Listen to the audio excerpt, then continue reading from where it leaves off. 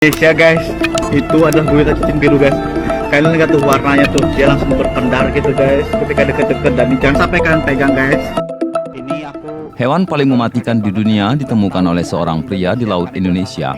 Video tersebut diunggah pertama kali oleh akun @baktricakep, lalu diunggah kembali berbagai akun Instagram. Salah satunya akun @viralka, Senin 25 Januari 2022. merinding banget loh. Dalam video, awalnya terlihat wajah pria yang menemukan hewan itu.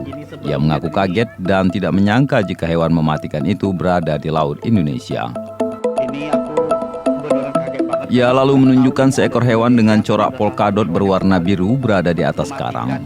Hewan itu disebut gurita cincin biru dan menakutkan karena racun yang terkandung di dalamnya sangat berbahaya. Berpendar gitu guys ketika deket-deket, dan jangan sampai kalian Disebutkan dalam kolom komentar oleh seorang warganet bahwa gurita itu bahkan 1000 kali lipat lebih berbahaya dari racun sianida. sebelumnya. Dan ini